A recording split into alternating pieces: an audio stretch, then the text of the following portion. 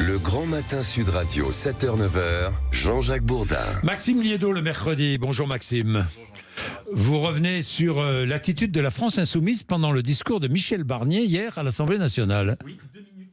2 minutes, c'est même pas le temps qu'il a fallu à la France insoumise avant de mettre le bordel, parlons vrai.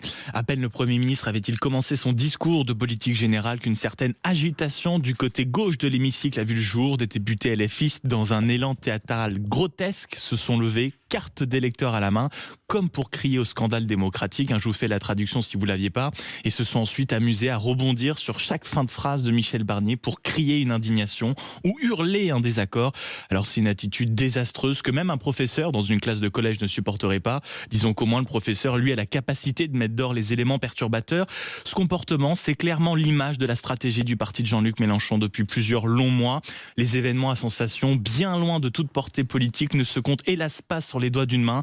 On se rappelle de Thomas Porte, au début de l'année, qui avait posé avec le pied sur un ballon à l'effigie du ministre Olivier Dussopt, d'Antoine Léaumont, député proche de Jean-Luc Mélenchon, qui même après avoir été sanctionné, il s'était vanté d'avoir qualifié les élus RN de nazis. Voilà, rien que ça, d'un côté c'est positif. Est-ce qu'il va pouvoir expliquer à son ami député Sébastien Delogu qui est Pétain, puisqu'il a avoué à votre micro, Jean-Jacques, qu'il ne savait pas trop qui c'était, mais qu'on lui avait dit quand même qu'il était raciste.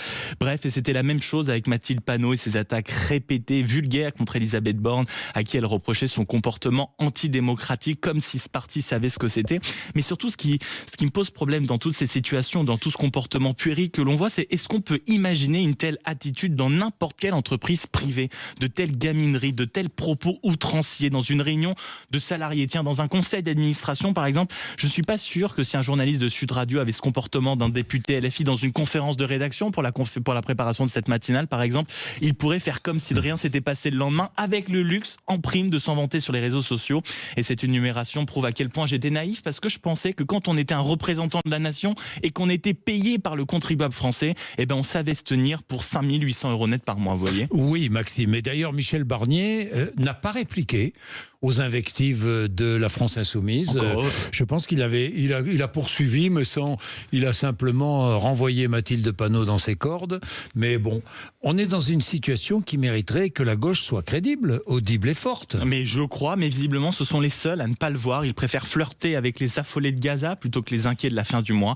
Il y a la désagréable impression d'une déconnexion permanente. Mathilde Panot qui préférait hier faire 1 minute d'hommage aux 2 Français morts au Liban plutôt que pour Philippines. Visiblement, ça l'a choqué. Et quoi de plus étonnant d'un côté pour un parti qui désormais est devenu le parti des électeurs bourgeois, étudiants, bobos, plutôt des métropoles et les banlieues. 61 députés de la France insoumise sur les 72 sont issus de zones urbaines, je le rappelle, parce que Manuel Bompard préfère le nier et fermer les yeux sur ce sujet à destination de la gauche aussi. Je rappelle que c'est 57% des ouvriers qui désormais votent pour le Front National, pour le Rassemblement National. Mais qu'est-ce que ça peut bien provoquer de toute façon chez l'homme qui, lors d'une campagne ratée à Hénin-Beaumont en 2012, découvrait le peuple? C'est ce que François Ruffin nous confessait dans son livre. Il disait, mais il est revenu de cette campagne en 2012, je le crains, avec de l'amertume et du mépris. Quand je l'entendais parler comme ça, je me disais, merde, on est condamné à aimer les gens, et parfois malgré eux. Quelle confession. La fonction publique aussi, terrain de chasse réservé à la gauche normalement. Le vote est désormais passé du côté du RN. Ils sont passés de 12 à 30% dans la fonction publique de l'État et de 17 à 35% dans la fédération hospitalière, selon une étude du CNRS. Mais qui pour s'en émouvoir à gauche? Bref, un espoir néanmoins, Jean-Jacques, dans leur propre camp. Les lignes commencent à bouger. Glucksmann, François Ruffin dans son dernier ligne, Glucksmann en coulisses, Boimran aussi qui lance son parti demain, qui était à votre micro il y a quelques jours à Saint-Ouen. Ils ont conscience qu'il faut tout recommencer, lire, étudier, échanger, rencontrer les gens, reconquérir les Français un par un, ville par ville, métier après métier. Alors c'est sûr, c'est moins facile que de transformer l'Assemblée nationale en piètre théâtre, scène de théâtre, mais scoop, c'est exactement de ça qu'on attend d'un représentant de la nation. Oui, et à gauche, ça commence à se fissurer. Je vais en parler avec Olivier Faure, qui est le patron du Parti Socialiste, tout à l'heure, à 8h30. C'est vrai que Karim Boimran, il lance son parti. Demain. Il lance son parti demain. À gauche, il y a eu les rencontres de Bram. Jean-François Aquili, la gauche serait-elle en train de se fissurer? Michel Barnier hier leur a un peu coupé l'herbe sous le pied, non? Oui. Qu'est-ce que vous en pensez tous les deux? Oui, et d'abord un rappel tout simple, 28%, c'était le résultat du nouveau Front Populaire tout mouillé, tout cumulé aux législatives, c'est-à-dire moins du tiers des Français. Cette stratégie décrite par Maxime, ça y est, c'est fini, ça ne marche plus, ça ne fonctionne plus.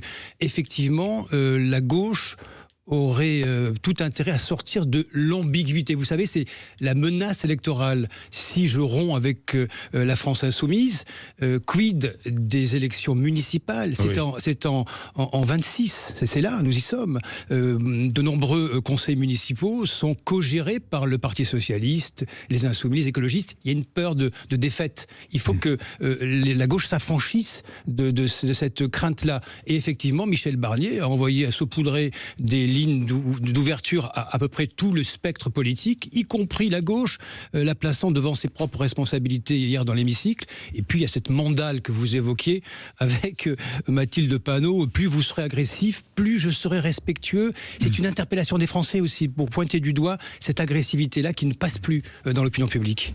Mais sidéré aussi, mine de rien, de ce que la gauche ne veut pas voir, de ce que tout le monde voit et que la gauche ne veut pas voir. Dans les dernières législatives, il y a des communes, des circonscriptions qui étaient communistes depuis 62, qui sont passés au Rassemblement national sans que beaucoup de gens soient en capacité de s'en émouvoir. Finalement, Olivier Faure, vous le recevez dans quelques instants, qu'est-ce que c'est si ce n'est un Éric Ciotti de gauche? C'est-à-dire que c'est quelqu'un qui a accepté d'aller main dans la main avec l'extrême gauche pour sauver sa circonscription. Éric Ciotti de gauche, je vais lui dire. Mais bien sûr, je pense que c'est une bonne idée. Et vraiment, quand on voit...